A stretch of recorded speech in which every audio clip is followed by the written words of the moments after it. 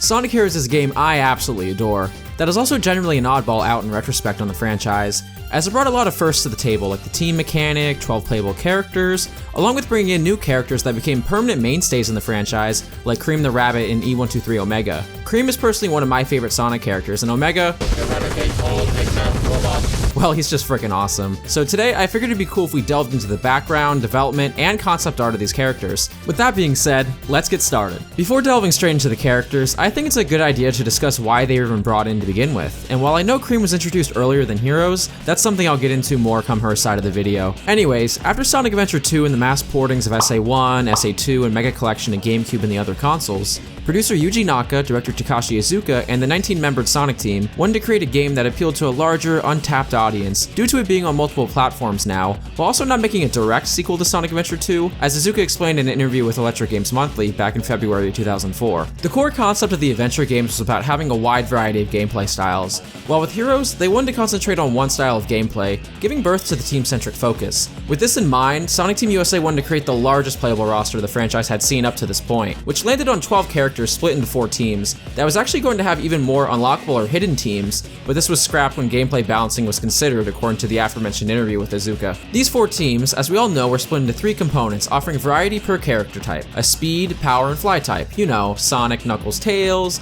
Espio, Vector, Charmy, Shadow, Rouge, anyways, Amy, Big O. With 2 major roles to fill for both Team Rose and Team Dark, enter Cream and Omega's inception. Starting with Cream, Sonic Team wanted a character that would complement the beginner playstyle of Team Rose and Heroes, therefore opting to make a Tails-like sidekick for Amy, who also brings the absolute bants throughout the game. Wow, what a beautiful white palace! Amy, we're not here to sightsee! They wanted to make a sweet and innocent character, so much so that in an interview with Yuji Naka by Sega.com in June of 2003, the reason she says the fighting for her opposed to her self-attacking badniks is it could damage her image. That being said, Cream was planned and created 14 months before release of Sonic Heroes. She's first seen in 2002's Sonic Mega Collection as an unlockable art piece, which was there to hype up Sonic Advance 2 that came out a month after, which also gave Cream and her sidekick, the God Among Men, Cheese the Chow, their true debut as playable characters. Sonic Team was really trying to push this new character, so much so that they had her planned to appear in the first episode of Sonic X called Chaos Control Freaks in March of 2003, which was 9 months before Sonic Heroes released. You know, the game she was even created for. Well, you may ask yourself, why did they decide to put her in Sonic Advance 2 before Heroes to begin with? There's actually a couple reasons. The team decided to introduce Cream in Sonic Advance 2 compared to Heroes, as both were being developed concurrently, and she could be used to spice up the upcoming GBA title from its predecessor. So much so, that Cream and her mother Vanilla revolved somewhat heavily around the plot, along with also familiarizing her with the fan base, which was a smart idea in my eyes, as we had around 2 years of Cream and Cheese getting settled into the cast, as if she was introduced to us in Heroes atop Omega and the reintroduction and first appearance of half the playable roster, well, she could have easily gotten swept under the rug. Now, all these facts are cool and all, but let's start talking about my favorite part of these videos, the concept art. We have a really interesting amount of art for Cream, who was created by the legendary Yuji Iwakawa. These pieces were shown off at Sega's 2016 Joyopolis event in Tokyo during Sonic's 25th anniversary livestream, the same place we got the Shadow concept art shared with us. As for the art itself, Cream had a few radically different designs during development that so meant to resemble that cute, innocent look they were going for with the character with the final design. Let's start with the 2 on the top, as the one on the left resembles a cat more, going a similar clothing attire to her final design, minus the little scarf tie thing she has in the final design. While the one on the right was apparently inspired by a jerboa, which is a hopping desert rodent in Arabia, North Africa, and Asia. That while I had to look up what it was, I could totally see being where this design was based off of. It also features Cream looking very similar to her final design in the face, other than the sandals and striped dress she's wearing. As for the other 2, which show off Cream's tanuki/raccoon design on the left, and her squirrel design on the right. Starting with the raccoon design, this one is the most radically different in my eyes, as she doesn't even look like the same character here, with the different lines around her eyes, different dress and shoe designs. But I can totally see how they repurposed a blend of this design and of the previously mentioned cat design for Marine the Raccoon in Sonic Rush Adventure a few years later. While the squirrel design does look similar in the face and dress, what I found really interesting was Iwakawa gave her a fluff of hair on the top in this one. I loved all these concept arts though, as they're all so adorable. Cream's one of my favorite characters in the franchise, so it was super cool checking these out. Cream has had multiple English voice actors throughout the years, starting with Sarah Wolfick, who voiced Cream only in 2003 through 4, so Heroes Battle in Advance 3, before being replaced by 4Kids cast member Rebecca Hoenig from 2005 to 2010, who also did work in Pokemon Destiny Deoxys, Chaotic, among other franchises. And finally, our current English voice actor, Michelle Ruff, who's been voicing Cream since 2010 and has also worked on other projects like Sailor Moon, Gurren Lagann, Persona 3, and Tales of Vesperia. And last, but certainly not least, her Japanese voice actor, Sayaka Aoki, who has stayed consistent since 2003 and was also featured in animes like Shuffle. Although being sidelined in Sonic Forces, her last true mainline appearance was in Generations. Cream has actually been in a lot of Sonic content recently, most notably Mario and Sonic at the Olympic Games Tokyo 2020 as a judge, and even in the IDW comics. I do hope we get more of her in the future though. E-123 Omega is also another great character who's got some of the funniest dialogue in Sonic Heroes. Detecting a frog in the vicinity.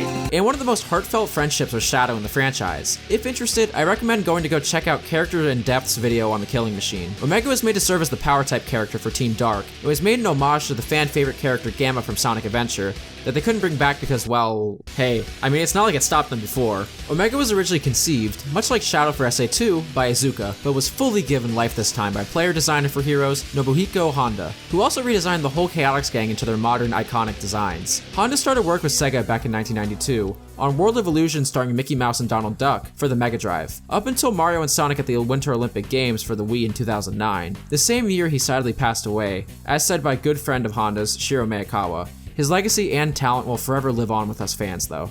While Omega doesn't have any direct concept art available to the public like say Cream, we do have some glimpses of his early designs which were featured in the numerous storyboards of Sonic Heroes Intro Cinematic. These were done by Kazuyuki Hoshino, who was the lead artist for Heroes at the time and designed Amy and Metal Sonic and Sonic CD, along with Neo Metal Sonic and Heroes. How cool! Omega in these concepts looks incredibly different in these frames, looking much more like a blend of Gamma and this Badnik guy here from the classic games. I also found it super interesting how his arm is a cannon much like Gamma's compared to the final design, where Omega has two full arms and claws for his hands. Unfortunately, this is the only piece of concept art we have for Omega, but stay tuned, as there's going to be a whole nother video coming out covering the whole intro cinematic and all the concept art of Heroes very soon. I would have certainly been interested to see how this would have turned out and translated to the 3D realm, but nothing beats Omega's final design in my eyes. It's just so cool. As a quick side note, I always found it funny how I always imagined Omega being like 7 foot tall, as he's generally huge in game, but he's listed at 4'9" or 150 centimeters, according to the Sonic channel, which in comparison makes him smaller than these fucking things.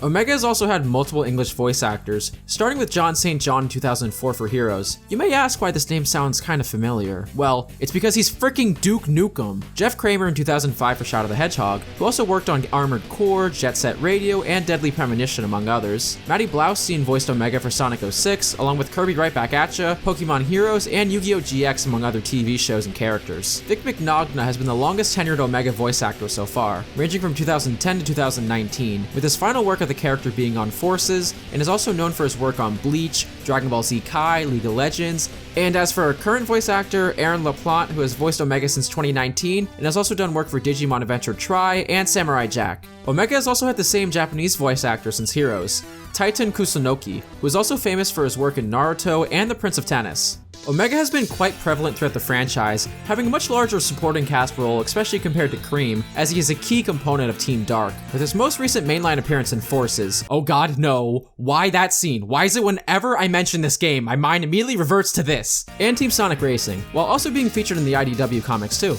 Well guys, that's gonna be it. I was always interested in the development of these two characters. As I said earlier, Cream is in my top 5 of the franchise. Cheese is my freaking profile picture for Pete's sake, and Omega is just plain awesome. I hope I was able to give you guys some cool facts and trivia to take away with this video. It always interests me how different the concept designs are compared to the final counterparts. I do wish one day that if Sonic Adventure 1, 2, and Heroes do get remade or remastered, we're able to unlock these concept designs as skins for the characters. How cool would that be? Thanks so much for watching. Also, if you want more content on Heroes, let me know, as I'm currently working on another big video for it. I hope you guys enjoyed this video, and if you did, make sure to like and subscribe, and as always, I will see you guys in the next video.